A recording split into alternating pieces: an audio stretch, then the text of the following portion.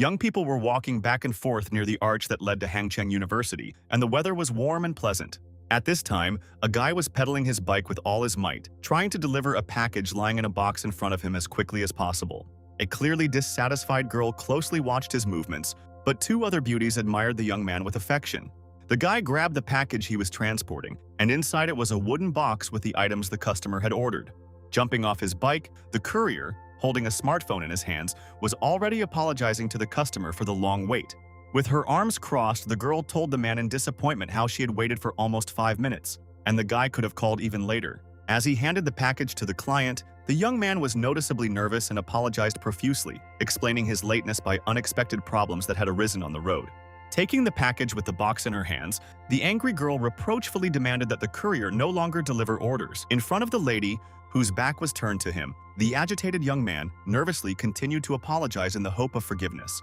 When the dissatisfied customer left, the guy began to wipe his wet forehead with relief and rejoiced at the delivery of all the orders, remembering today's salary.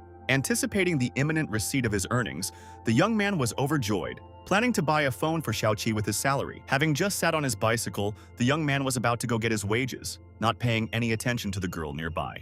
Suddenly, he saw this lady, not expecting her to appear in this place where he was. Watching the lady approach the road crossing, the courier assumed that this was his Xiaoqi, who was rushing off to who knows where. The elegant girl with scarlet hair was called Shen Yu Qi, and she was heading to the other side of the street where someone was already waiting for her. The beauty was met by a young man named Hu Yuehan, the owner of an expensive red car, who never took his eyes off the girl. Taking the glasses in his hands, Hu Yuehan asked what dishes the lady would like to eat now, promising to take her to one restaurant or another. Looking at the guy with loving eyes, Shen Yuqi wanted sukiyaki and her boyfriend would have bought it for her without any problems, but the guy was already running towards them, calling Xiaoqi. The car owner hugged his beloved, but she protested against such tenderness, reminding him that she was on university grounds. Finding himself unexpectedly witnessing such a scene, the unfortunate courier could only watch in disappointment. As if sensing the presence of a third person here, Shen Yuqi turned her head to the side. Turning around and seeing the delivery man, the girl asked him not to think the wrong thing about her. They both just wanted to eat and did not understand the reason for his appearance. The unfortunate courier had only one question for the lady. He wanted to know who the guy was who was next to Xiaoqi. With an innocent smile on her face, Shen Yuqi called the car owner just a senior student who helped her with her work. The delivery man, not entirely trusting the girl, listened to her and remained silent, not knowing what the correct answer was. Turning his back to the beauty, the guy seemed to remind her in an indifferent tone about their dinner together in the evening. Continuing to hug the lady, Hu Yuehan inquired with displeasure about the identity of the courier, suspecting that he was his lady's boyfriend. In response, Shen Yuqi repeated her previous request to him not to come to the girl's university. When the couple found themselves inside the car, Hu Yuehan hugged the disgruntled lady and asked her not to be angry with him. In front of Shen Yuqi's face, the man showed an object hanging on a thin chain. Upon seeing the silver jewelry, the girl was visibly delighted, noting the incredible beauty of the piece. Hu Yuehan was pleased to hear such words from his beloved lady. He perceived her as an intelligent girl. The courier who reminded the girl about the evening dinner was walking past as the red car drove away. The car, which took off at high speed, left behind the poor young man who did not even look after it. The guy suddenly opened his eyes, as if he remembered something important to himself at that moment. Right now, he was holding in his hand a bill received from a dissatisfied customer for a delivered order. The young man, angry and filled with great indignation, threw the banknote on the ground, blaming his problems on the lack of money. Giving free rein to his emotions, the unfortunate young man began to trample on the banknote, as if it was the one to blame for his difficulties. After this, putting his hands in his pockets, the guy turned around and walked forward, reflecting on the failures that had befallen him. He turned around abruptly and continued to think about the discarded banknote, which he still could not part with. The unfortunate guy picked up the money he earned through honest labor delivering orders to customers. Having put the banknote in his jacket pocket, the courier headed away from the university square, where loving couples were circling. Soon he returned to the multi-story dormitory building of Hangcheng University where students lived. The guy watched the movements of the attractive young girl with interest, never ceasing to admire her. The young man sitting at the laptop admired the beauty on the screen and tirelessly gave her pleasant compliments. The door opened and a courier appeared in the dorm room, sighing heavily because of today. Ma Liang, a fan of on-screen women, approached a man named Song Ping, who entered the room, asking him to look at the stunningly dancing girl. The courier walked past his comrade indifferently, then took a chair and also called him to look at something.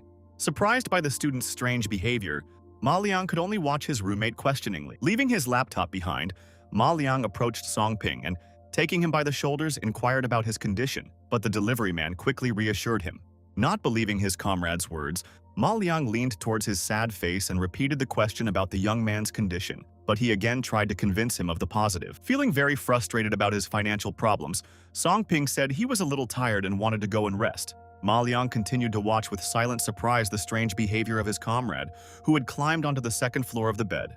Without taking off his jacket, the courier settled down under the blanket, but lay with his eyes open, placing his own smartphone under the pillow. His comrade, without taking his eyes off the unfortunate man, still could not understand the reasons why he was in such a depressing state. Suddenly seeing something that greatly excited him on the laptop screen, Ma Liang immediately crouched down in front of the device. Someone gave him 100 planes at once, and this was a very expensive gift in the virtual world for an ordinary user. With a face full of admiration, Ma Liang stared at the laptop and even dreamed of becoming such a rich man someday. His friend Song Ping was also lying on his bed at that time, thinking about money, and a luxury red car came to mind. Finally, the unfortunate courier fell asleep, and at that moment, a small blue glow suddenly appeared on the dark display of his smartphone. Within a few moments, the glow on the device's screen increased several times, but the sleeping Song Ping did not notice any of this. A small window appeared on the fully illuminated display with a message indicating that the installation was complete. Opening one eye, Song Ping felt something unusual, something that had never happened to him before in real life. When he woke up, the guy was rubbing his eyes in some strange world, not understanding anything that had happened, and the application had already completed the identification. The screen in front of the man indicated his age, name, gender, height of 173 centimeters, and weight of 55 kilograms. Song Ping looked at all this with a face full of amazement, not understanding anything, because just a minute ago he was sleeping in the dorm room. He didn't know if his indicators of 10 points for intelligence and strength, 8 points for luck, 5 points for charisma and agility, and 4 points for energy were accurate. Suddenly, a female voice mockingly called the unsuspecting young man a loser. Turning to the side in surprise, Song Ping could not understand who had said such unpleasant words to him. An inhabitant of this mysterious world named Lulu, reminiscent of a fairy, appeared in front of the guy. The student was amazed by what he saw. Nothing like this had ever happened in his life, which was sparse in terms of bright events. Finally, looking more closely at the unexpected guest, Song Ping, although not immediately, recognized in her the same little girl who had approached him earlier. Looking straight at the guy, the fairy called him her master from that moment on. Even though he was a loser, the student was clearly lucky to have found such an assistant. A strange feeling, vaguely reminiscent of euphoria, arose in Song Ping when the fairy said that she had found a master. Since the boy became the owner of the greatest treasure, then, according to the sorceress, the rights to this wealth belonged to him, and only now the wealth app appeared on his smartphone. The poor student, who listened attentively to the fairy, could not understand what greatest treasure she was talking about. The girl cited the app's advantage as the ability to earn coins for completing tasks and exchange them for real money or pay for purchases.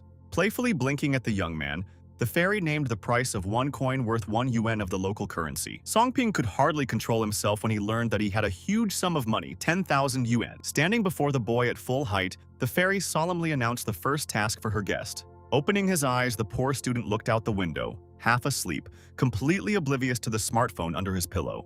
Taking the gadget in his hands, Song Ping began to yawn and perceived everything he saw as some kind of strange dream. At that moment, he stared at the smartphone display, as if something incredible had been revealed to the guy himself. The student noticed on his desktop, among other applications, the very greatest treasure that the fairy had told him about. The guy, amazed by such a picture, even admitted that what he had seen a minute ago was not a dream at all. Suddenly, Lulu appeared in front of Song Ping and shocked him by confirming that this was definitely not a dream. Frightened by the appearance of the fairy, the student screamed in fear, which instantly struck the unfortunate man. Unsuspecting, Ma Liang asked his comrade in surprise why he had started screaming so loudly. In a whisper, Song Ping decided to ask the fairy whether his friend was able to see her, and the girl pointed out that it was impossible for ordinary people to see the sorceress.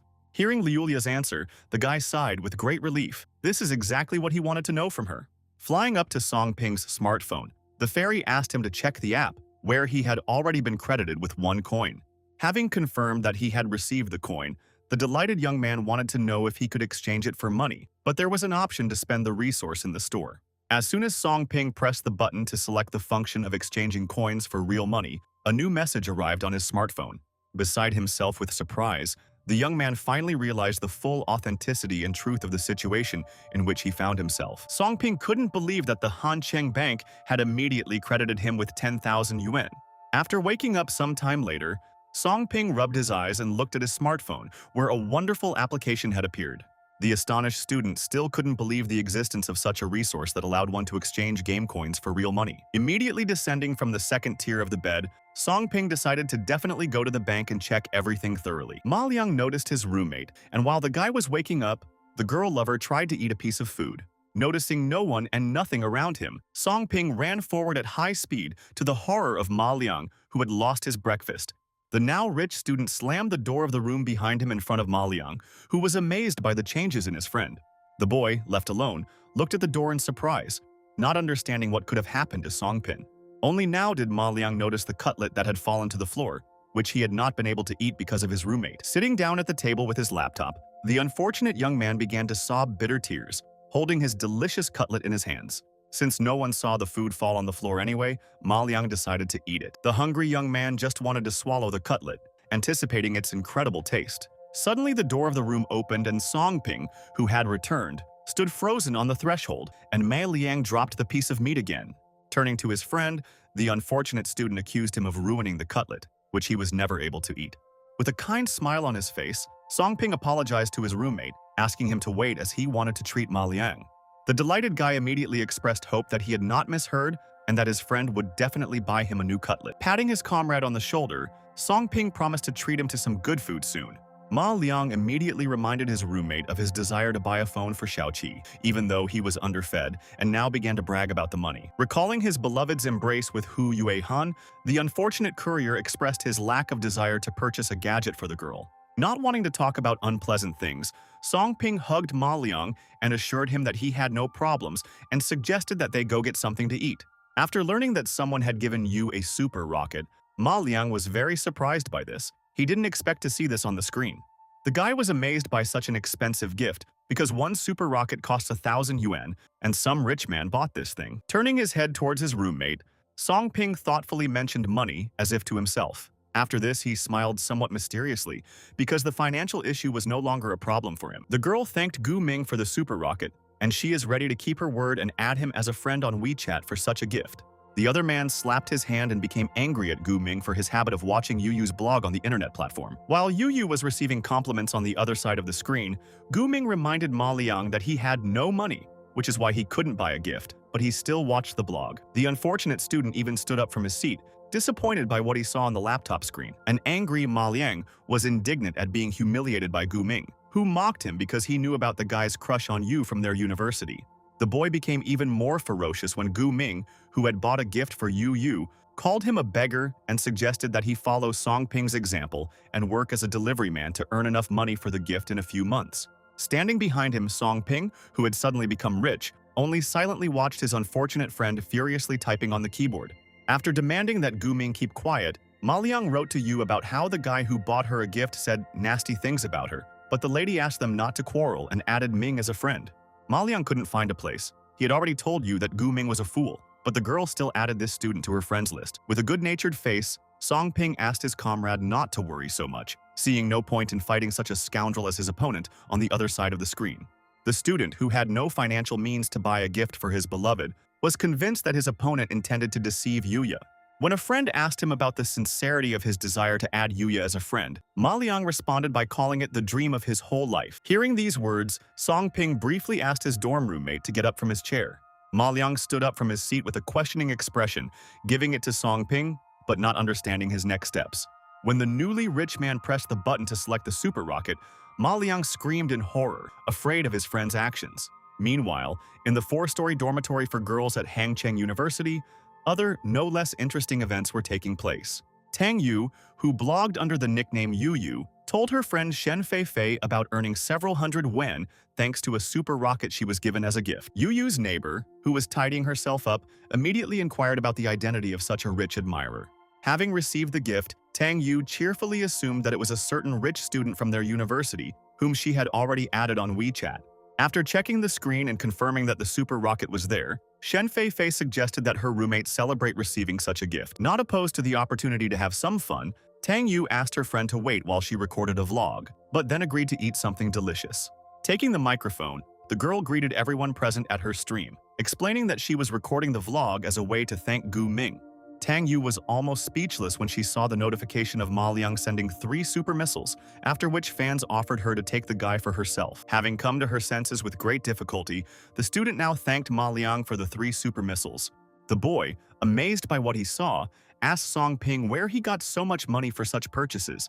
A notification appeared on the smartphone display about a balance replenishment of 3,000 yuan and the presence of more than 1,000 points in the account. Seeing this, the unfortunate Ma Liang grabbed his head, in a state close to shock after such a large amount of money. On behalf of his comrade, Song Ping pointed out the rocket gifts to Yu, asking him to add him as a friend, and Gu Ming was angry that poor Ma Liang had such a sum of money. Finally, Yu winked at her sponsor and, after expressing her gratitude, promised to add the guy as a friend as soon as he wrote to her. Gu Ming crossed his arms and reacted mockingly to this gift, suspecting Ma Liang of being the one who gave it, believing that he had spent all the money in 2 months. The brazen rich kid's roommate, Zhen Gang, approached him to ask if Gu Ming had spoken about the poor scumbag Ma Liang from their group. A rich man told how a poor classmate made him laugh when he spent 3,000 yuan on a gift for a blogger's girlfriend, wanting to show off. With a smile on his face, Zhen Gang asked if his friend was talking about that same blogger Yuya from the university that he had heard about. Confirming his comrade's assumption, Gu Ming also considered the girl beautiful, so it is not surprising that the loser Ma Liang was interested in her. The friend of the impudent rich man also saw the blogger, as well as her neighbor, and the latter also liked Zhen Gang. When Gu Ming suggested that his friend go on a date with Yu and Shen Fei, Zhen Gang thought that he had already taken the beauty's WeChat. The rich student spoke with an air of importance about spending 1,000 yuan, which the beautiful Tang Yu could not resist. Zhen patted his comrade on the head, admiring his financial success, to which he happily agreed. At this time, in room 314, Ma Liang was happily showing Song Ping the confirmation of Yu's friend request. Feeling happy for his friend, the suddenly rich young man kindly asked him if he was happy, receiving an extremely positive answer. Suddenly calming down, Ma Liang anxiously grabbed his friend by the shoulders to find out where he got so much money. Song Ping hesitated, not knowing what the correct answer to give his comrade was, while Liang looked at the student demandingly. Having collected his thoughts, the newly rich young man told his friend about his lottery win. Excited by what he heard, Ma Liang began to almost beg the man to name the exact amount. After hesitating for a second, Song Ping finally told with a smile about winning a whole 50,000 yuan. Liang, truly amazed by the huge sum, demanded that his comrade make sure to celebrate the event. While getting dressed, Song Ping suggested waiting for Xiao Kai to return so that they could go to a restaurant for dinner together. Quickly jumping into the bathroom, a delighted Liang was going to wash himself first before heading out with his friends to have fun. After Ma Liang disappeared behind the bathroom door, Song Ping pressed the access key to the magic app. Now the student faced a new task, which required him to spend more than 5,000 in an expensive restaurant, receiving 2 reward coins for it. While studying the problem, the guy perceived it as easy because spending money in a restaurant was not something difficult. Liu, who suddenly appeared behind him, asked Song Ping not to rejoice so early. The first tasks would help him integrate into the rich life, and then there would be real missions. But for the student who had become self-confident, the type of task did not matter, since from now on he could complete them all without problems. Looking at the open window through which a white dove flew, Song Ping thought about wanting to change everything. When a new message arrived on WeChat, the guy thought it was his girlfriend, Shen Yu Qi, who asked him to meet, which he agreed to. It was a bright, warm day, and there were very few people near the dormitory of Hangcheng University. Song Ping was standing near a tree, lost in thought, when suddenly someone called out to him from behind. Turning around, he saw Shen Yu Qi, who had come to the meeting wearing light clothes and carrying a handbag. The young man handed the beautiful woman a box containing a smartphone, which he had previously promised her.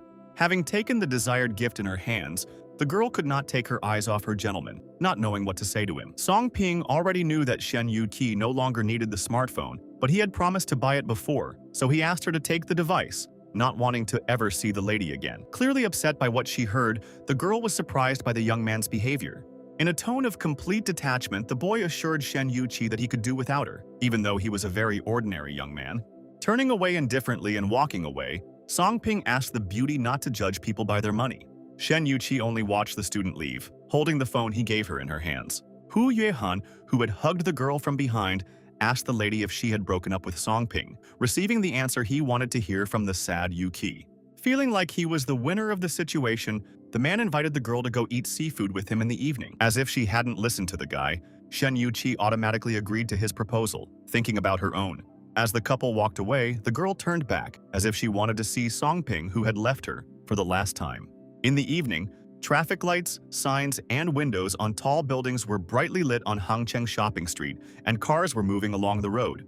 Ma Liang, who was walking with Songping, could not believe that he would soon have dinner with friends in such a beautiful place. Soon the students came to one of the local restaurants, where some of the establishment's guests were already present. The suddenly rich young man wanted to relax here with his friend and was ready to treat him to delicious food. Ma Liang was literally floating in the air from the happiness that had befallen him at being in a good establishment. A restaurant employee approached the newly arrived guests and asked about their exact number. Song Ping, who came forward, mentioned 3 guests, but one had not yet arrived, so for now there were only 2. After listening to the guest, an employee of the establishment named Yan Xin asked him to follow her further down the hall. Ma Liang, seeing the girl, was struck by her stunning appearance and for a moment forgot why he came to the establishment. As Yang Xin walked forward, escorting the guests to their table, the guys who came into the restaurant could not take their eyes off the beauty. Cheerfully giving Song Ping a thumbs up, his companion pointed out the beauty of the waitresses in a place where everything was completely different. The owner of a large sum of money on a card asked a friend whether it was good to be rich and received a very positive answer. Walking past the tables, Ma Liang asked his friend not to waste his money, even though he had won the lottery, offering to try one dish and that's it, without ordering expensive food. Song Ping gave his dorm roommate a friendly hug, as if he wanted to reassure him about the orders, while Liang, who was not used to wealth, was restless. At this time, Gu Ming and Tang Yu, his neighbor Zheng Gong, and his lady for the evening, Shen Feifei, entered the restaurant hall. Gu Ming, a connoisseur of the good life, called the food at this restaurant the most delicious of all the European cuisines in the area, as he often visited it. Immediately turning to Yu, Feifei told her that the average bill in this place reached more than 500 yuan, and this was top class. The super rocket lover thanked her companion, who politely declined her kind words and promised to visit here more often with Yu from now on. Looking towards Shen Feifei, Zheng Gang supported his friend's idea to come to this restaurant more often and try a lot of delicious food. Stunned by what she heard, the blogger's neighbor immediately agreed to the gentleman's proposal. Gu Ming, hugging the delighted Tang Yu, first suggested that his companions find a free table in the restaurant hall. Feeling the touch of the guy's hand, Yu felt as if she was experiencing real juice, and her eyes took on a scarlet hue. The girl then politely but firmly pulled Gu Ming's hand back, much to the rich young man's displeasure. The guy was noticeably angry at his companion's actions, perceiving her as a lamb who was clearly pretending to be one. While Gu Ming was suggesting that the guys find a normal table with sofas, a guy in shorts and a t-shirt appeared at the entrance and met with resistance from the waiter. Hearing the shouts of the establishment's employee, who did not want to let in a guest in an indecent state, Gu Ming turned around. At the entrance to the hall stood Song Ping's neighbor Wu Kai, wearing short shorts and a white t-shirt, as if he had just returned from a run around the university stadium. Turning towards the man, Gu Ming mockingly called him one of the 3 losers from the 314th room. Kai seemed to ignore the offensive remark and just silently looked at his angry classmate. Trying to get past the annoying waiter who did not want to let the guest into the room, he pointed out that his friends were waiting for him. Surprised by Wu Kai's words, the establishment's employee wanted to make sure that the man would eat there. The guest in a t-shirt and shorts confirmed his intention to sit at a table with his comrades, who had clearly already arrived before him. Laughing out loud, the impudent Gu Ming doubted Wu Kai's understanding of where they were now, and mocked the boys' desire to eat here, calling them poor. Wu Kai angrily declared that the rich man should have no business with their pastime, and no one asked him here.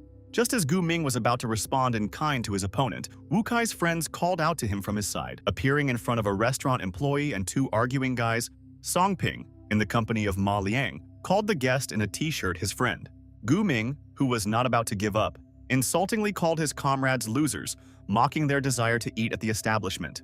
Concerned by the rich man's presence, Ma Liang did not understand why he was there at that moment. Mockingly misquoting the guy's question, the brazen rich kid called himself a regular at the restaurant, doubting his opponent's knowledge of who VIP clients were. In response to Gu Ming's unpleasant questions about his friend's understanding of the place where they had come and why, Song Ping sternly asked why they hadn't come here. The girl standing to the side observed the situation that had arisen, and Tang Yu wondered who these strange guys were. Shen Feifei recognized Song Ping, mockingly referring to him as the campus food delivery guy who brought her order late today, amazed by his presence here. A more friendly Yu suggested that the courier had been invited to the restaurant by someone else. Gu Ming, who continued to bully the students, decided to introduce Yuya to the guys and called Ma Liang a guy who spent all his money on a gift for her.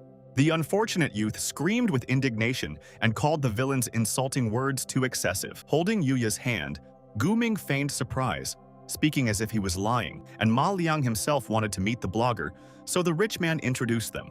The rich man asked the girl not to pay attention to the gift from the unfortunate student, since supposedly everyone in their group knew about his poverty. Pushing her cavalier's hand away again, Yu became worried about his angry words towards the unfortunate student. In his defense, Gu Ming spoke of his unwillingness to see Yuya deceived, pointing to Ma Liang, who allegedly pretended to be rich and stood out in front of the lady. Hearing these words, Ma Liang could hardly contain his anger and clenched his fists, ready to punish the villain for his insults. Gu Ming waved his hand and suggested that they eat and watch the poor guys show off, asking the waiter to at least let them take a look at the menu. Putting his arm around his unfortunate comrade, Song Ping urged him to ignore all this and go to their table. Ma Liang sadly admitted that Gu Ming was right, because without his friend's win, he wouldn't have come to the restaurant or taken Yuya anywhere, even if he had added the girl as a friend. Song Ping was good-naturedly surprised by his comrade's bitter words, but no one said that the boys would remain poor for the rest of their lives. With his arms crossed, Wu Kai decided to ask his wealthy friend the reason for their gathering in this place and why they were dining here. Having asked them to follow him, Song Ping asked the boys to simply listen to him today and that he would be ready to tell them everything later. Soon, each of the two groups of students sat down at their chosen table, and the waiter was preparing to take the couple's orders first. Holding the menu in his hands, Gu Ming, who had distinguished himself with rudeness today, decided to save on food because he had already spent money on a gift for the lady. The rich guy settled on beef fillet for 888 wen, tenderloin for 799 wen, and mori steak for almost 300 wen. Handing the menu to the waiter, Gu Ming ordered 4 mori steaks and beef, mushroom, and cheese soup. With a pleasant smile, the establishment's employee asked the guest if he wanted to eat anything else. Trying to remain indifferent, Gu Ming stopped at this for now, and since he knew the restaurant menu, he was ready to suggest something to his friends. Tang Yu, without saying anything to her companion today, only smiled good-naturedly. Hearing the order from the next table for 3 portions of filet and the same amount of foie gras salad in French, Gu Ming involuntarily looked at the guys. While handing Yang Xin the menu, Song Ping asked the girl to bring them more and open a bottle of French wine. After counting the items, the waitress indicated that the price of 1 portion of filet was 880 wen, the salad cost 199 wen, and the wine was almost 1,700. Song Ping agreed without any problems with the amounts announced for the dishes and wine ordered at the restaurant. An angry Gu Ming couldn't understand how his rival had managed to do this. The villain wanted to expose the guy after they'd relaxed in the restaurant. Having stated the total order amount as 4,960 yuan, Yang Xin promised the guy a VIP client card if he ordered up to 8,000 yuan. The arrogant rich man smiled slyly, hoping for his classmates' confusion and impossibility of placing orders up to this large amount. Unexpectedly for Gu Ming, Song Ping asked the waitress to bring the girls at the next table the same thing as on his menu, opening the wine.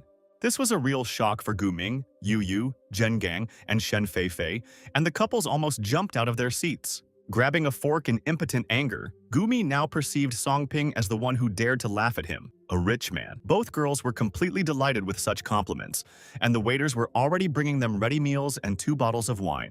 Song Ping's order for the 2 girls was a juicy and hot steak with vegetables and red wine. While Yu and Fei were enjoying the kindness shown to them, Gu Ming cast a barely noticeable glance at the delivered dishes.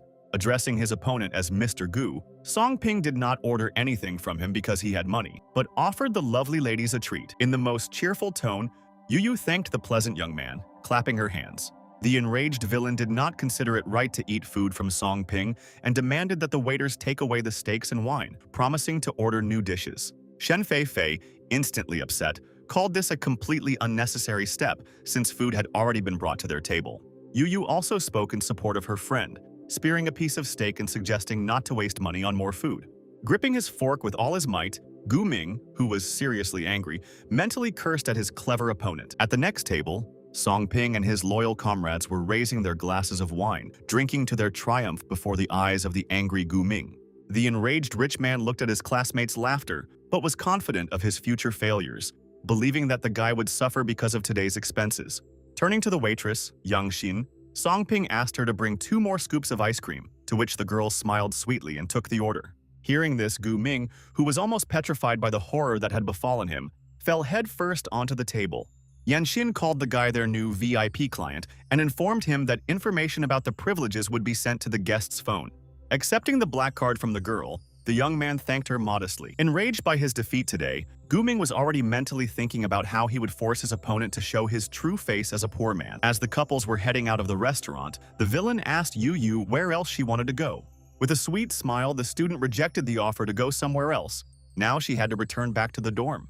Leaving their current boyfriends behind, both girls walked on, talking about their own affairs, while the guys remained to watch them go.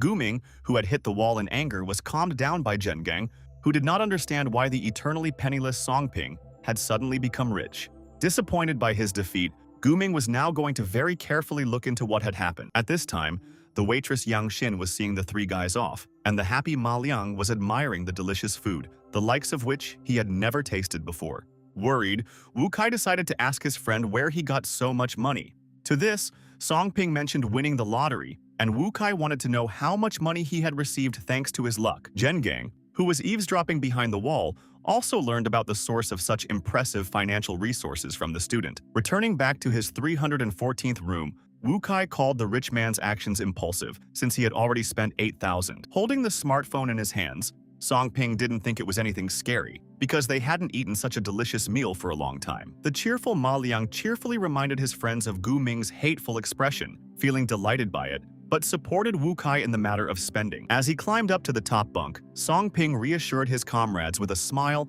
and told them that he had a sense of proportion. Lying down on his bed, Songping looked through the information on his gadget and was happy that new money had been credited. By pressing the button to receive money, the guy became the owner of an additional 20,000 yuan from the Hanshin Bank. The young man was mentally in heaven from the happiness that had befallen him. His expenses at the restaurant were more than compensated. Yulia, who had suddenly appeared on the bed, expressed confusion about the guy exchanging all the coins for money, since they could be used for other purposes. Songping was surprised to inquire about other uses for the coins he had received. To this, the magical fairy responded by telling about the increase in treasures and the possibility of making purchases in the in-app store. Hearing about the increase in wealth, the amazed young man even got up from his bed in front of the fairy. According to Liu, Songping's treasures are currently at their lowest level, but after they are multiplied, they will acquire more functions. Knowing nothing about the existence of Liu, Ma Liang turned to his comrade, assuming that he was talking to himself.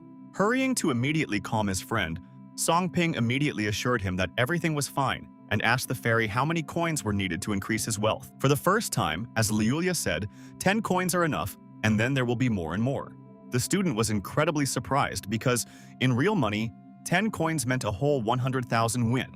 Asking not to make a mountain out of a molehill, Liu announced the emergence of new features as treasures, goods, and quests grow, and the guy will be able to earn more. After listening carefully to the fairy, Songping decided to log into his personal account in the application to complete a couple of tasks. According to the fairy, tasks can change depending on the guy's life situation. A new task can appear when he's busy with something, but now he can complete 2 tasks at once. The young man was offered the choice of either earning the girl's kiss for a reward of 3 coins or appeasing Yang Xin and receiving 5 coins. Looking at these tasks, Songping felt a hint of bewilderment, as if they were stupid to complete. Liulia didn't see any stupid tasks here, urging the student to just take them and complete them. The suspicious guy suspected that the fairy herself had created these tasks, but the girl immediately pointed out their random nature. Having agreed, Songping wanted to know who Yang Xin was, to which Liu replied that all the faces in the tasks were his acquaintances, or he had met them recently. A new day had dawned. The bright sun was rising from behind the walls of Hangcheng University, and people were walking around the surrounding area. Songping carefully brushed his teeth after a night's sleep and tidied himself up in the bathroom. Ma Liang, sitting up in his bed, asked his friend the reason for his early awakening on a day off. Smiling, Songping pointed out that he had things to do, suggesting that his friend continue sleeping.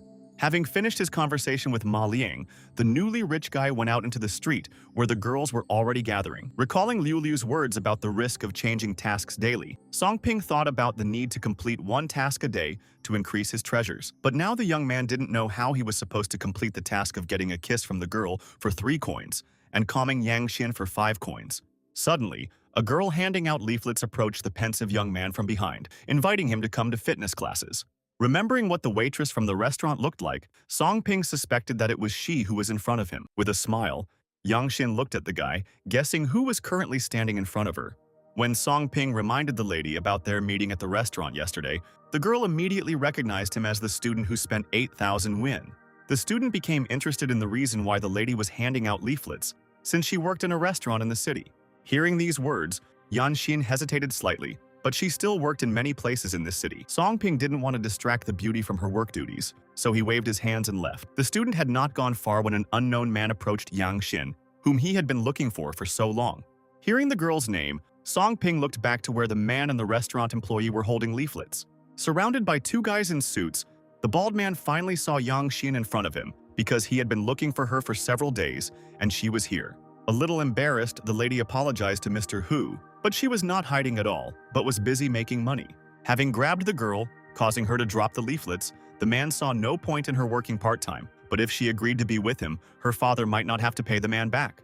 Leaning down towards Yang Xin's face, the villain promised to help her father with his treatment if she agreed to his vile proposal. Screaming in fear, the unfortunate lady begged the evil man to let her go, but the impudent man only laughed at this. Continuing to smile insolently, the attacker offered the unfortunate girl to pay off the debt if she did not want to be with him. Shedding bitter tears, Yanshin wanted to ask the impudent man for a couple more days' delay, but he angrily rejected such a request. Without taking his eyes off this scene, Sui Ping asked the villain about the amount of the girl's debt. The restaurant waitress, her face red from tears, looked in surprise at the unexpected savior, and the villain mockingly wanted to know who this guy was. With his arms crossed, Song Ping, in a stylish jacket and shirt, called himself the poor girl's friend in the most serious tone. Reacting ironically to the boy's confession, the man named the amount of the debt as 5,000 yuan, doubting Song Ping's ability to repay it. Turning to the young man, the girl reminded him that they barely knew each other and that the money problem was only hers, not his. Turning back to Mr. Hu, poor Yang Xin promised to honestly repay the debt, asking for a couple more days to do so. With the same insolent look, the man was ready to give the girl a little more time, but only on one condition. Yan Xin immediately questioned this condition because she didn't want to be indebted to this villain. Mr. Hu touched the girl and demanded that she spend one night with him, after which he agreed to give her 2 days to find the money. The vile man's vile proposal caused his two bodyguards to burst into laughter, and they laughed without stopping. Song Ping, who suddenly approached the girl, slapped away the hand of the pestering Mr. Hu in order to protect her from the impudent man. Confident in his status, the lustful villain mockingly addressed the student, considering him a man seeking death. The guy, ignoring the provocative question, asked the villain for his card number to transfer 5,000 yuan. When Hu opened his banking app, he saw a credit of 5,000 yuan and a comment about the girl not owing him anything. After that, Song Ping took Yang Xin by the shoulders, turned around and walked away with her from the unpleasant group of 3 people. Suddenly, the villain shouted at the boys to stop, as if there were still some questions to be answered. Casting a frowning glance at Mr. Hu, Song Ping asked what else he wanted if he had gotten his debt back. The impudent rich man agreed with the boy's words about returning the debt, but the young man did not pay him for the blow to his hand when he was fighting off Yang Xin. Having made this claim, the attacker suddenly struck the unsuspecting Song Ping in the face with all his might. While the satisfied bandits walked away, the frightened girl leaned over the temporarily unconscious guy, worried about his condition. For some time, the unfortunate savior of the girl remained unconscious, but soon opened his eyes. Song Ping lay on the sofa, and his face, damaged in the battle, was wiped with a handkerchief by the caring Yang Xin. Seeing the young man open his eyes, the girl was glad that he had awakened after the blow he had suffered. Not yet fully back to his previous state, the guy could not understand where he was at the moment. Yang Xin informed Song Ping of his presence in her house after he fainted in the street because of Mr. Hu. There was a sincere smile on the girl's face, as if she was proud of herself because she saved the guy. Trying to stand up a little, Song Ping, with a smile on his face, wanted to ask the girl the reason why he was in her home. The restaurant employee told the guest about his loss of consciousness, and then she brought him home, asking him not to get up for the time being. The subsequent touches of the woman's hand, holding the handkerchief with which Yang Xin wiped the boy's face, caused him some surprise. But the girl's gestures were very soft, and the young man felt warmth and kind care for himself. Heading towards the exit, the lady asked the young man to rest there while she was at work, thanking him for repaying the debt to Mr. Hu and promising to give the money back. Song Ping asked the hospitable hostess if she was really comfortable with his stay there. While putting on her shoes, Yan Xin asked the guest not to worry, as she lived there alone, promising to bring medicine, and for this the guy needed to wait for her in the apartment. After this, the door closed and the student was left in a strange apartment in splendid isolation. Song Ping rubbed his injured cheek, feeling noticeable pain from the blow from the villain Hu, whom the boy called a bald donkey. Suddenly, Liulia appeared in front of the young man, reminding him of the impossibility of exchanging all coins for money and the need to increase his abilities. The boy, who had barely come to his senses, seemed not to have heard anything the sorceress had told him, mechanically repeating the words about the growth of his abilities. In human language, Liulia's statements were called body functions, and she asked to look at the indicators of intelligence and strength at 10 points, dexterity at 5, and energy at 4. At the treasure shop, the fairy offered Songping some pills to enhance his abilities, and if his energy increased, his fighting skills would improve. Instantly remembering the treasure, the student also remembered Yang Xin with 2 tasks from the appendix. Songping had 5 coins on his balance. He had completed the task of helping Yang Xin, but he still needed to earn a woman's kiss. The guy waved his hand joyfully, hoping for the opportunity to buy something in the store in connection with completing one of the tasks.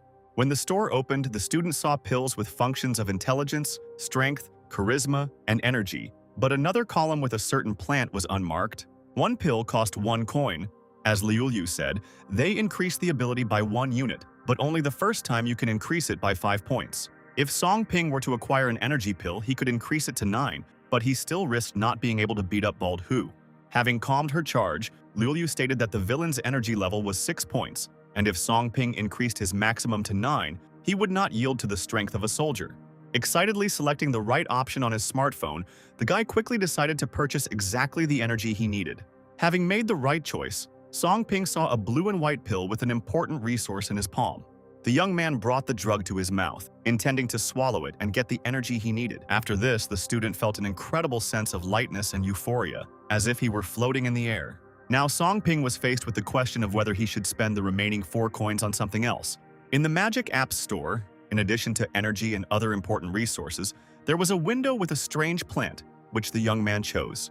According to the program description, it was a universal plant, capable of curing any disease and any injury. Songping read with great delight the information about the ability of such a powerful medicine to cure any disease. An equally enthusiastic Liulia confirmed the drug's ability to rid a person of any ailment. Calling himself rich, Songping thought about buying the medicine for 3 coins, which was equivalent to 30,000 yuan, and could fetch even more if resold. Quickly jumping up from the couch, the young man decided to purchase this product from the App Store. Having paid 3 coins for 1 unit of the plant, Songping received a miniature bottle and was happy about it. After exchanging the remaining coins for money, the guy received a credit of 10,000 yuan with a total balance of 27,000. The student seemed to find himself on the ocean coast and felt like a very rich man. Mr. Hu, who was in his office, was thinking about his friend Yang Xin, although he had not previously suspected that he was so wealthy. The assistant standing behind him spoke with a smile about the need for the owner to earn money from this as well. Holding the bills in his hands, Mr. Hu wanted the guy he hated not to get off with 5,000 yuan, and since he took the woman from the rich man, 1 blow would not be enough. It was still bright outside when Yan Xin returned home and was surprised that her lodger had not rested for some reason. Smiling guiltily, Songping pointed out the boredom of rest, but he did not want to be a burden to the girl, so he decided to help her with cleaning. Approaching the young man, the lady touched his cheek, inquiring about the possible pain and the young man's condition. Accidentally seeing the beauty of the apartment's owner, Songping blushed and began to deny the pain. He felt better after resting. Embarrassed, the girl thanked the guy again for his help, promising to someday return the money he spent on her debt.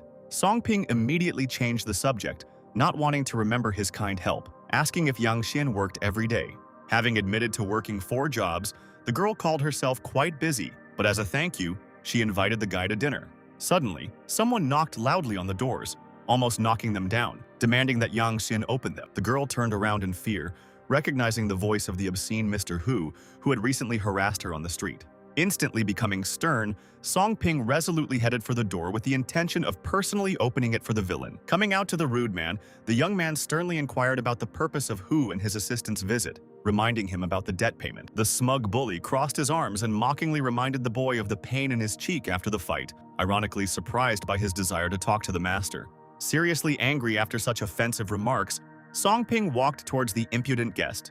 Invisible to everyone but the student himself, Liuliu again reminded him of her greater power than Hu, asking the boy not to be afraid of the villain. Clenching his hands into fists, the young man again reminded people about the debt repayment, asking them to leave.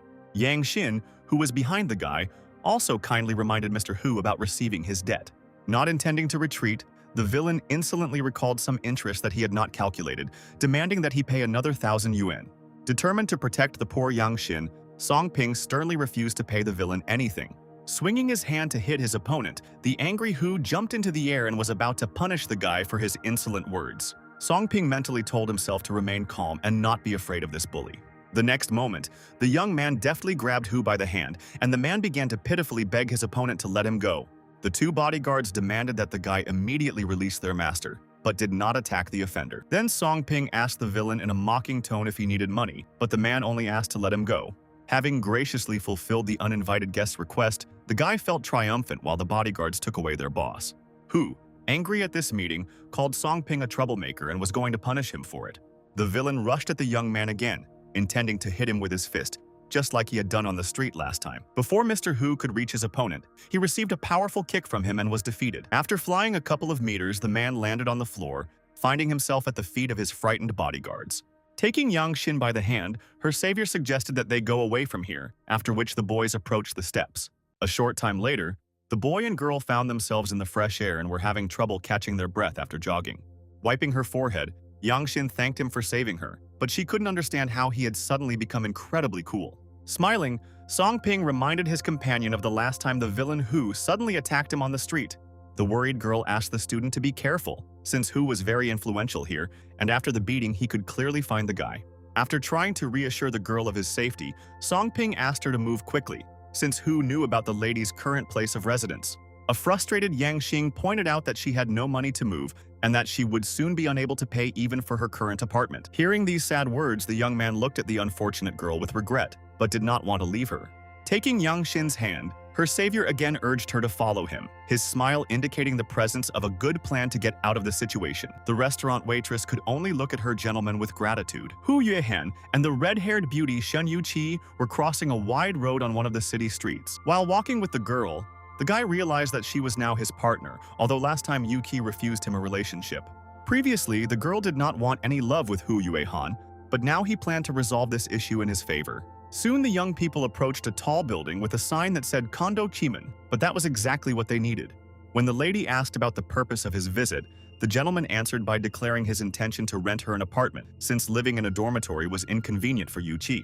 Continuing to examine the tall building, the girl expressed the opinion that renting housing in such a complex would be expensive. Calling this condo the best in the area around his companion's university, Hu Yuehan was ready to rent her an apartment, since it was not very expensive for a gentleman. The slightly embarrassed student kindly thanked the guy for such incredible help in finding comfortable housing. Taking Yuchi by the hand, her boyfriend suggested that they look at everything inside the complex. A minute later, Song Ping and Yang Xin were also near the same house, and the guy was also going to rent an apartment for the girl there. Deeply embarrassed, the restaurant waitress began to refuse such a good offer from her companion, citing the high cost. The student asked his friend to consider all this as gratitude, since he would then need her help as well. Just as Yang Xin tried to refuse such a gift, the guy gently took her by the shoulders, wanting to convince her of his position. In Song Ping's understanding, the most important thing now was safety, and the girl could not stay in her previous place. So the guy asked her to listen to him. Yang Xin agreed and, together with her savior, she headed to the entrance of the residential complex. When they entered, the boys saw Hu Yuehan and Shen Yuqi inside, talking with a complex employee. The meeting with his old acquaintances did not please the newly rich student at all, but he only frowned and remained silent. When their eyes met, in the first moments both sides did not dare to speak to each other and seemed at a loss. The first to break the silence was Yuqi, who turned to Song Ping and looked a little frightened. Hu Yuehan smiled mockingly, as if he didn't recognize the guy in front of him as Song Ping, whom he called a poor student. Just like with Mr. Hu, the young man clenched his fists, angry at the insults, but still held back, not rushing into a fight. The arrogant rich man laughed when Song Ping arrived here, not believing his intention to rent an apartment when the guy had been saving up for a smartphone for 3 whole months. Frightened, Shen Yuqi approached her gentleman and asked him not to act so impudently towards others. Hu Yuehan hugged the girl and told his rival that they had a happy life, while poor Song Ping had no right to love, in the rich man's understanding. While this verbal altercation was going on, Yang Xin looked anxiously at her savior, who was still silent. Having suddenly called the guy her lover, the restaurant waitress suggested that his friends were in front of them. Hearing these words, Hu Yuehan and his companion fell silent, and Yuqi looked at the guys with extreme surprise. Song Ping turned to Yang Xin with gratitude, who gently took his hand to prove her words. Yuqi, who was almost stunned, asked the girl about her identity after such loud statements. Yang Xin, who visited the residential complex with the student, identified herself as his girlfriend and was happy to meet these people. Showing everyone present his cold gaze, Hu Yuehan envied his rival for having such a beautiful girlfriend. Without taking her eyes off the couple, Shen Yuqi seemed to not believe Yang Xin's words, but still congratulated the couple on their relationship. Song Ping responded to her in the same way, but in a more irritated and angry tone, not happy about his now ex-girlfriend's move to a rich man. Still holding on to Song Ping's hand, Yang Xin walked on with him, while the envious Hu Yuehan greedily watched the waitress. Looking closely at the girl, the guy continued to envy his rival and mentally admired the attractive beauty.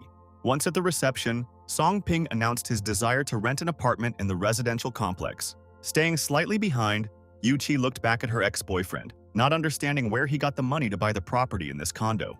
The complex employee was looking at available accommodation options, and the guy asked to be given the best apartment. After examining available apartments, a smiling employee offered clients housing for 6,000 yuan per month. Without further ado, Song Ping agreed to rent such an expensive apartment and condo. Standing up, the employee, still with the same sweet smile, asked the clients to follow her to their accommodation. Yu Qi remained nearby and clearly heard what order her former boyfriend made at the reception. Hu Yuehan hugged his beloved and promised to rent the best apartment in the city for her. Suddenly, the girl turned away from her surprised boyfriend and refused to live in the complex, intending to return to the dormitory. After this, the unfortunate girl rushed to the entrance, and the frightened Hu Yuehan tried to catch up with her. Finding herself inside the 6,000 yuan apartment, Yang Xin, who had never seen such luxurious furnishings, let out a breath of amazement. Song Ping responded with gratitude and said that from now on they were even and did not owe each other anything. Recalling the scene at the reception, Yan Xin thought of Yu Qi as her savior's ex-girlfriend and now asked about it directly. The visibly embarrassed guy quickly tried to reassure his companion that the relationship that was left in the past was over. While the guy next to Song Ping's ex-girlfriend was a good person, the waitress described how he looked at her, assuming his relationship with Yu Qi was unfair. In Song Ping's understanding, his ex-girlfriend made this choice herself, and he did not feel sorry for her. Approaching her benefactor, the girl told him of the need to thank him for his good deeds. Suddenly turning away, Song Ping refused the girl's offer, surprised by his unexpected decision. Playfully taking the man by the chin, Yang Xin began to convince him of his unwillingness to bite or mock him. Song Ping, his face deeply red, looked at the girl and could do nothing in response, as if she had cast a spell on him. After letting the guy go, the waitress laughed and promised that she wouldn't tease him anymore, but the young man seemed to be spellbound. Looking around, Yang Xin said that there was no need to rent such an expensive apartment when a very ordinary one would be enough for her. Her companion admitted that he was very angry when he saw those two near the reception, and he did not want to see their condescending looks. While examining the sculptures in the apartment, Yang Xin called them very expensive, not considering renting luxury housing a smart move. For Song Ping, this did not matter, and he asked the girl to take it as a gift, asking her to live there for a month and then move. Having agreed to the guy's proposal, the smiling girl decided to feed him as a sign of the kindness he had shown her. Without objecting, Moonpin pointed out that there were evening classes at the university, so he suggested meeting on the weekend. Stepping out onto the threshold of her new home, Yang Xin said goodbye to Song Ping, expecting to see him on the weekend. At a road crossing, after spending 7,000 yuan on an apartment, a guy saw 20,000 yuan on his balance, but it was still not enough. The new task required earning 10,000 yuan. Coins could be used, but money earned from reselling in-app items did not count. It became clear to Song Ping that if he sold the universal plant he purchased from the app, it would not be counted towards his claim. La Yulia, who suddenly appeared on the guy's shoulder, recommended using the money earned in the app as seed capital. With a smile on his face, the young man came to the conclusion that it was easy to earn money for himself, and this was no longer a problem. It was quite dark in Gaotai Park, 3 kilometers from Hancheng University, and a shadow of a person could be seen on a distant bench. Hu Yuehan and Shen Yuqi, who he held by the hand, were strolling leisurely along the sidewalk. The girl apologized to her boyfriend for how she flared up in condo, but her boyfriend had already forgotten about it and was happy with her agreement to take a walk there. Hu Yuehan suggested that his beloved sit on one of the benches in the park, considering it necessary so that she could take her mind off things. A tall man with a scarf tied around his neck, a hat on his head, and a cane in his hands was walking towards the boys. As Yuqi passed by him, she noticed how tall this loner was. The girl even turned around to look at the mysterious man who continued to walk forward tirelessly. Near the young people sitting on the bench, bushes and trees grew, and the fresh air and quiet rustling of leaves made it possible to have a pleasant rest. For the impudent gentleman Hu Yuehan, this was a great opportunity to fulfill his love desires. Resting her head on her companion's shoulder, Yuchi seemed to be thinking about something personal, and it was as if Han was not in her thoughts. Suddenly, the girl moved away from the guy, causing him to be confused by such a sudden change in behavior. Looking towards the forest, Yuki suspected that there was some stranger among the trees. Hiding in one of the trees was the same very tall man they had met on the sidewalk earlier. Yuchi was shocked by the discovery and almost screamed, covering her mouth in time. A mysterious man with a mask on his face looked somewhere ahead and held in his arms a girl with a lifeless look. Suddenly, he turned towards where Hu Yuehan and his beloved, the beautiful Shen Yuqi, were. The sun was shining brightly over the building of Hangcheng University, and in the dormitory room, Song Ping was typing something on his laptop keyboard. An advertisement appeared on the dark screen of the monitor, in which someone's song offered a cure for cancer, with testing and payment in Hangcheng. Having posted the ad, the young man hoped to sell the drug, but still had some doubts about it. Liu, who appeared on Song Ping's shoulder, urged her comrade not to worry, as there were many different tricks and rich people on the darknet. The fairy promised to explain everything to the guy who didn't understand what was being discussed when he reached a new level, but for now, the unfortunate guy was still very weak. Due to the difficulty of leveling up right now, Song Ping asked Liulia to tell him everything now, and she demanded that he complete more tasks. The young man was almost embarrassed by such strong intrigue on the part of his companion. Suddenly, Song Ping received a notification about a new email on the darknet, which excited him. A user nicknamed Tianshanskaya Old Woman asked about the guy's current location and offered to meet him. The student immediately agreed to meet with the potential buyer, delighted at his quick appearance. On his way to the meeting, Song Ping didn't expect to run into a client so quickly, but he doubted that the Tianshan old woman was really a real grandmother. At the same time, the guy reasonably remembered the need for himself to only earn money and not make acquaintances. Approaching one of the city clinics, the student realized that this was where they would meet to discuss the sale of the drug. Looking around, Song Ping saw a young girl who seemed perplexed by the appearance of a very ordinary guy. A pretty lady with a light summer dress and a kind look came to the meeting about the drug. Song Ping could not take his male gaze off the beauty and was even a little embarrassed by her attractive appearance. Clutching his head, the guy decided to find out for sure whether this lady really wrote to him under the nickname Tangshan Old Woman. Calling it simply a nickname, the girl asked if the young man had the medicine she needed. Song Ping reported that he had the drug, but he also wanted to see the patient for whom the medicine was needed. The girl quickly turned around and asked the guy to follow her, which surprised him a little. When the girl approached the door of the hospital room, there were two guards there who greeted her politely. The boys entered the ward, where two nurses were on duty near a large bed with a patient. Pointing to the unconscious man, the girl called him her father and promised Song Ping 2 million yuan if his medicine worked. Before the stranger had time to tell her about the consequences if the drug was useless, 3 strong bodyguards appeared nearby, among whom Lin Kang stood out. Song Ping, noticeably agitated by such threats, remembered Liu, hoping that she had not deceived him with the medicine that was supposed to help. Having mentally contacted the person under her care, the fairy asked him to calm down before giving the medicine to the sick person. Lin Kang, who was watching the boy's actions together with his mistress, was very worried, but hoped that his boss would control the situation.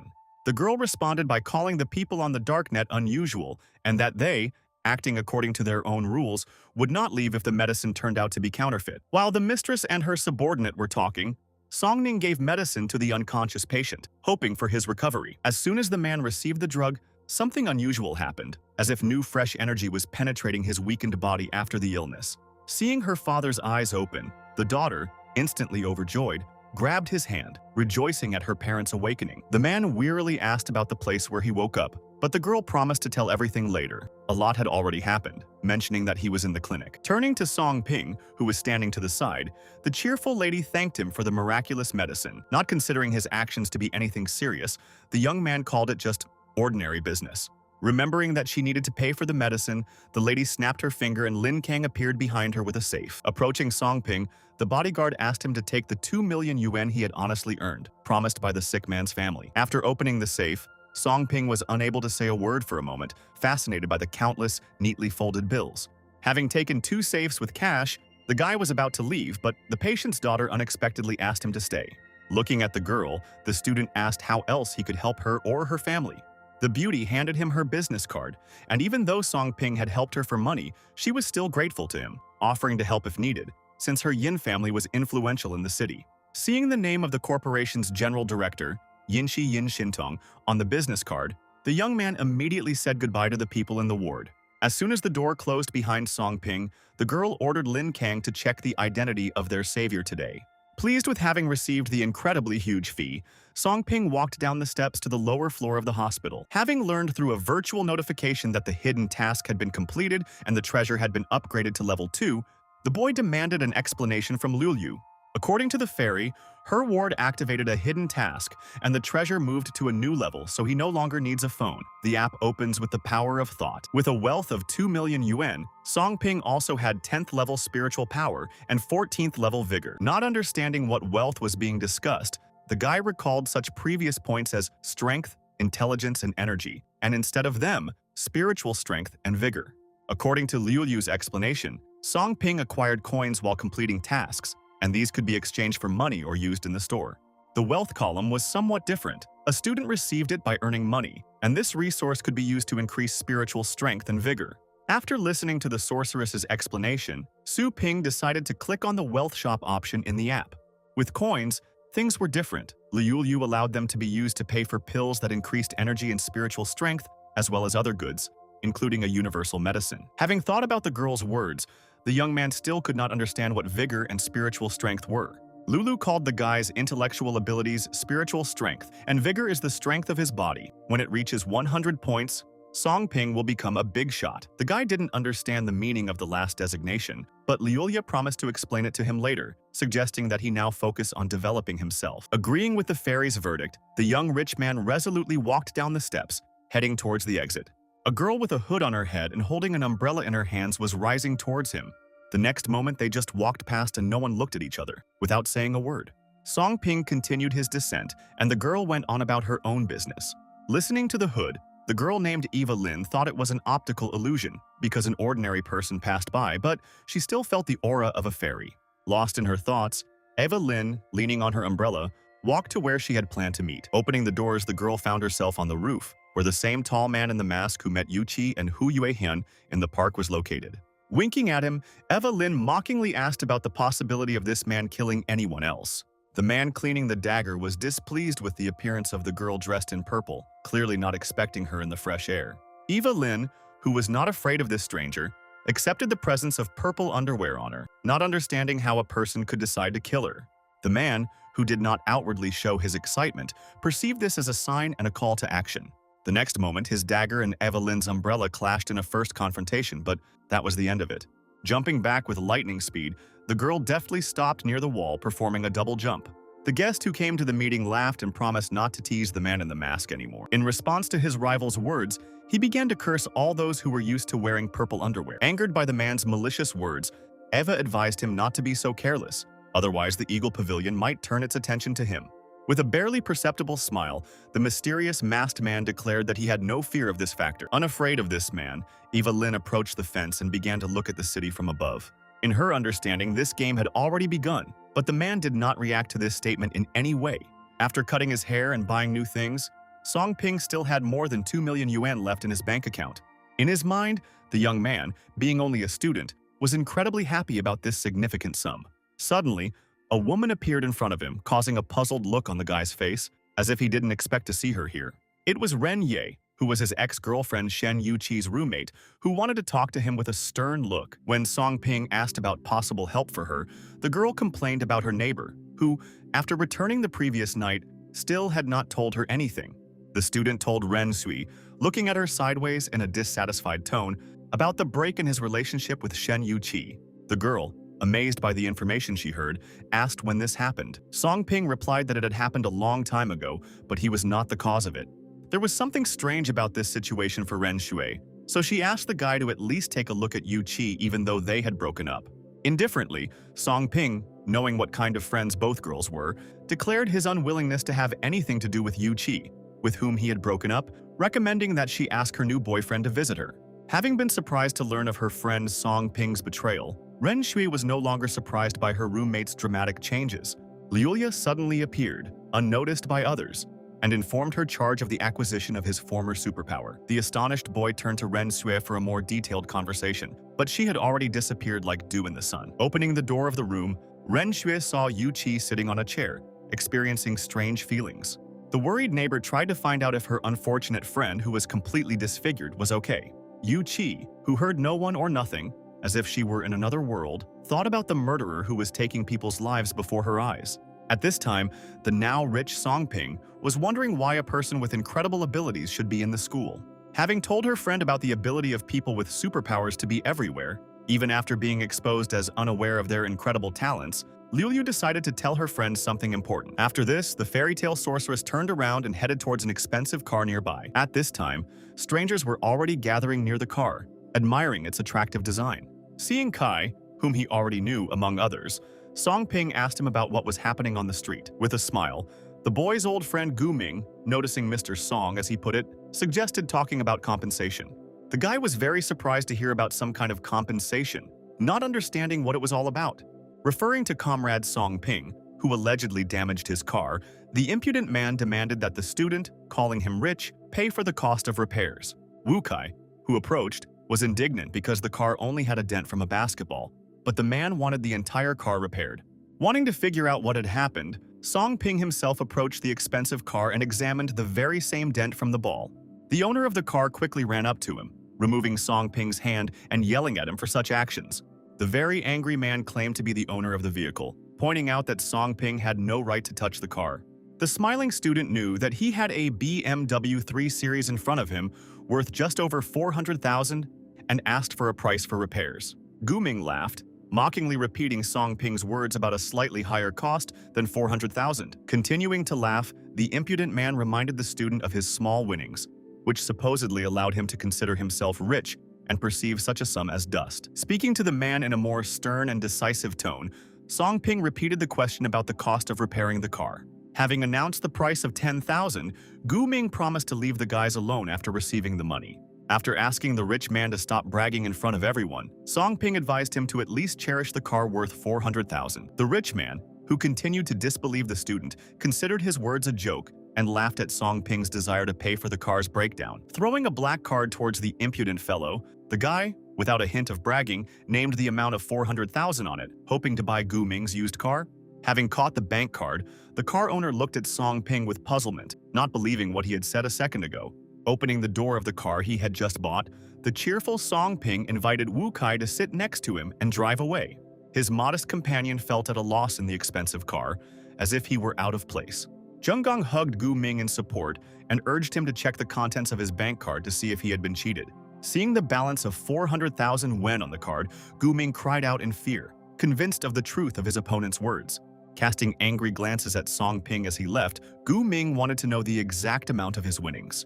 When the friends returned, Wu Kai asked Song Ping the reason for his unusual behavior, surprised by his fellow student's unknown financial capabilities.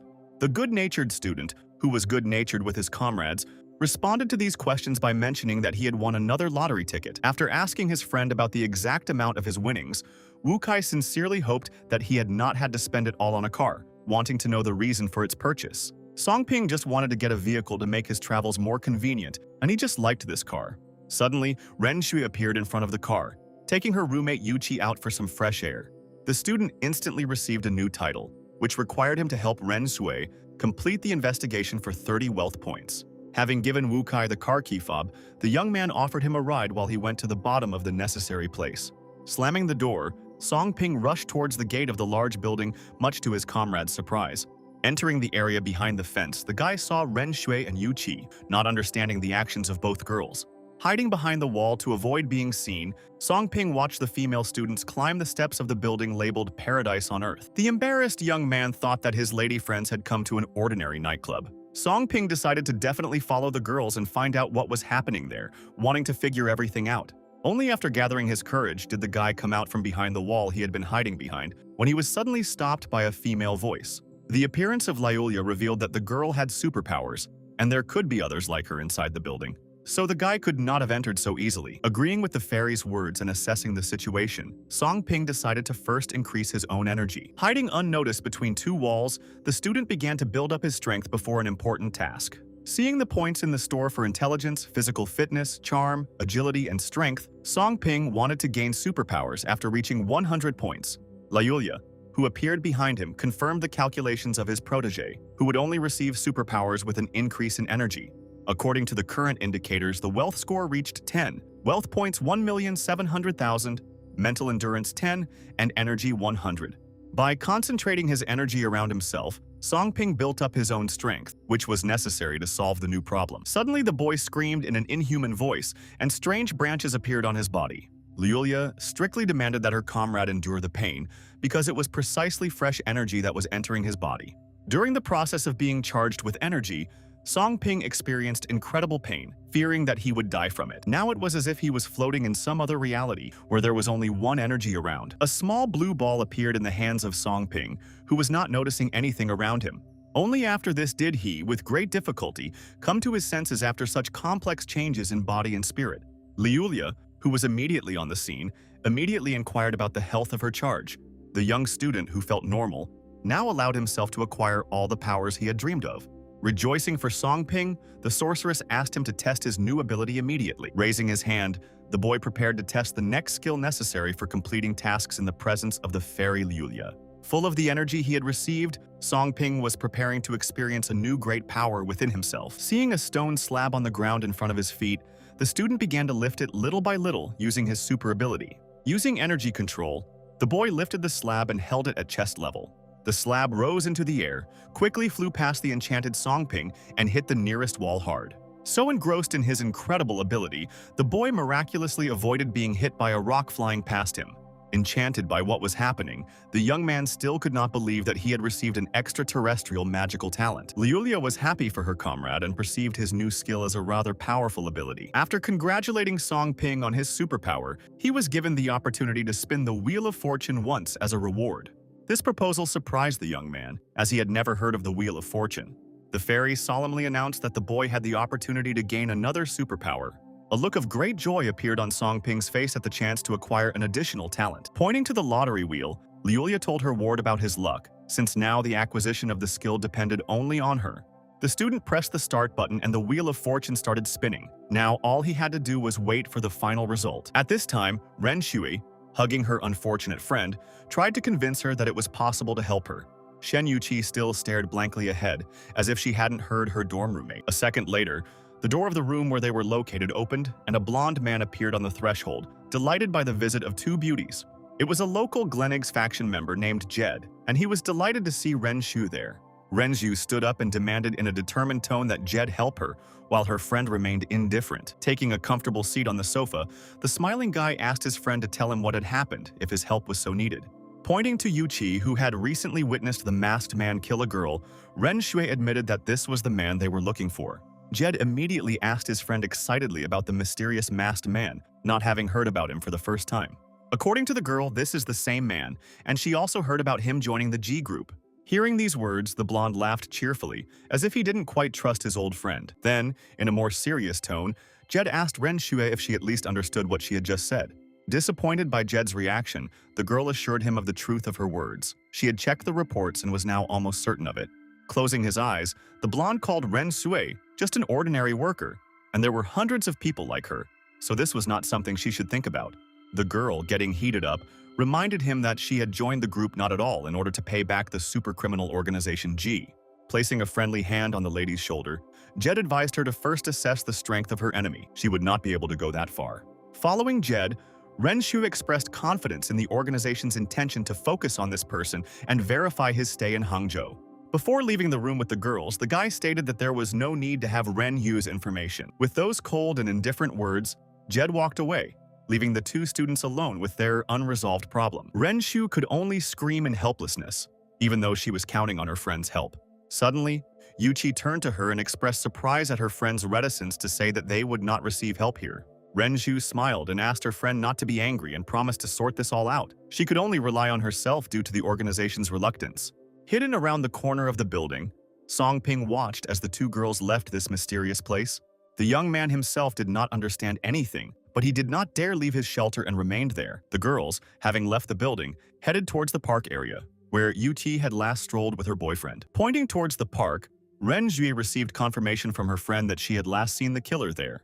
Noticing something unusual, Ren Shui knelt down and began to examine the greenery near the nearest tree. At that moment, a barely noticeable obstacle appeared before the student's eyes, causing her to almost freeze.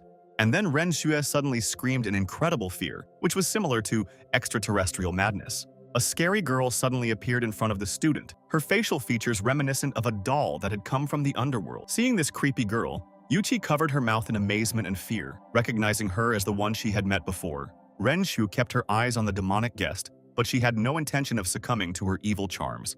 Gathering all her strength, the student tried to get rid of the rapidly changing face of the terrible girl with the help of magical energy. Jumping up, the hellish creature tried to attack the girl, admiring some good ability. Renshu looked at her rival in bewilderment, not understanding what she was even talking about now. Standing right in front of Yuchi, the girl mentioned the description of a certain person, according to which the student was the witness last time. Hearing this, Renshu immediately thought of the masked man from the G organization, which this doll might also be a part of. Suddenly, the strange creature disappeared, as if it had evaporated like water in the heat, and Renshu looked in surprise at where the villainess had been a second ago. A terrible guess came to the girl's mind the next moment. She realized that the doll was on top. The terrifying demon was already jumping down, trying to strike the innocent Shen Yuqi with its sharp blade. At this moment, when everything could be decided quickly, Renshu felt the strongest fear for her friend, but she could not give up. Suddenly, the villain was stopped by someone's strong hand and she lost the opportunity to complete her dark deed. Sensing the appearance of a third force, the doll, after some dexterous movements in the air, successfully landed on the ground. Casting a malevolent glance at her opponents, the villainess came to the realization that there was another person with superpowers present. An astonished Yu Qi looked at Songping, who risked his life to protect the weaker in this confrontation. The guy asked the lady not to misunderstand him, but he was not here to protect Yuki, he wanted to help Ren Sui. The surprised neighbor of his ex-lover did not expect to see Song Ping's ability at all. Thanks to Liu Yu's timely hint, the boy learned about the evil puppet's 105th energy, which indicated the presence of great power in the demon. Approaching the student, Ren Shui suggested that they deal with the powerful opponent together, and this doubled their chances of success in the fight. Song Ping had nothing against this way of fighting, but then the girl had to protect Yu Qi. After giving this order, the young man went to the villainess, while Ren Shui only watched him go with an extremely surprised look. In response to the guy's approach, the puppet began throwing its sharp knives at him with a hellish laugh. Song Ping calmly used his superpower to deflect the blow from his all-powerful opponent, trying to prevent the blades from flying past. The guy instantly erected an energy defensive line, quickly repelling the invasion of knives, which then fell down. The doll, not one to give up, noted with grim admiration her opponent's ability to block the attack. The puppet suddenly leaped into the air and threw another dagger towards Song Ping, flying towards him with lightning speed. After that, she herself tried to attack the student with another blade, wanting to test his ability to block an attack from both sides. The terrible blade was almost next to the young man and it seemed his fate was sealed, but Song Ping suddenly put up a magic circle. The young man crouched down on the ground, and the evil puppet, struck by its own weapon, flew off to the side. Standing up, Song Ping grinned and told his opponent that he had the ability to do more than just fight off enemies. With a worried face, Ren Shui approached the young man and asked a question regarding the doll, whether it had died as a result of the fight or not. In response, Song Ping told his classmate that they were confronted not by a person, but by a puppet directed by someone. With the next powerful movements, Song Ping smashed the doll into pieces, finally ending its existence. When Ren Shui, who didn't understand anything, asked what he was doing, the guy simply answered, pointing to the dismantling of the puppet. A mysterious masked man stood in front of Evelyn and asked her what had happened when she suddenly stared at one point. Opening her eyes abruptly, the astonished girl no longer joked with the man about the terrible news about the destruction of one of her dolls. After an incredible walk in the park, the boys returned to Ren Sui's house to rest and discuss important issues. Yuchi was very shaken after visiting the park twice, so her friends immediately put her to bed to sleep. Covering her friend with a blanket, Ren Shui thanked Song Ping, who sat down on the sofa, for his help today. Considering it necessary to provide one more helping hand to his classmate, the guy reached into his pocket for one important item. Having caught the purple diamond thrown by the guy, the owner of the house looked at it in bewilderment, not understanding anything. Song Ping spoke about the presence of residual energy in the doll's body, and it was controlled by this small stone. Thinking about evil, the frightened student, her eyes wide open in shock, began to remember something. Ren Shug had previously seen a woman named Siva, with an evil tattoo on her body in Glenig's database, and she might be related to today's incident. Song Ping was offered to help Ren Jue finish the investigation by receiving 30 wealth points, and then move on to a new task. While pondering the offer to skip the task, the young man at the same time wanted to get 30 wealth points without any difficulty. While the student was pondering the easy reward, Ren Shui asked him to go with her. The girl headed towards the door, and the guy, getting up from the sofa, watched her movements. Approaching the girl who was unable to open the door, Song Ping took hold of the handle himself and helped her. Finding herself at the threshold of a small inner room with a desk and chair, Ren Xue began to change her clothes. When the girl suddenly threw off her dress, the guy was very scared, not understanding her actions, which seemed illogical. Left in her underwear, Ren Xue asked Song Ping not to misunderstand her, but she wanted to show him something now. On the student's right shoulder blade, there was a mysterious spot that resembled the strange outline of a flame. Surprised by this discovery, Song Ping still did not understand what his university classmate was showing him. At the age of 8, Ren Xue learned about the possibility of people having abilities, since her father had one. But he was killed by a certain Yuka, who also left a scar on his body. The young man crossed his arms and did not understand why the girl was telling him all this now. Ren Xue worked hard to join Gleneag's and take revenge on this villain, but after receiving information about him, the organization did not even listen to her. Having seen the student's strength today, the girl would like to get help from him in such a matter, and not for free. After receiving the proposal, Song Ping thought about it, keeping his eyes on Ren Xue as if he was looking for pitfalls. The embarrassed girl understood the impudence of her unusual request, but she no longer had any other choice. A fellow student agreed to support her in this matter because he could not leave the unfortunate girl alone in trouble. Not believing her ears, the frightened Ren Xue even asked the guy again about his final choice. When Song Ping demanded that she give him information about the villain and money, the girl immediately agreed and was ready to hand over 500,000 yen. As he headed towards the exit, the guy asked the girl to take care of Yuchi before returning to the dorm, so he left first. Soon the young man found himself in the room where students at Hangqing University were accustomed to living.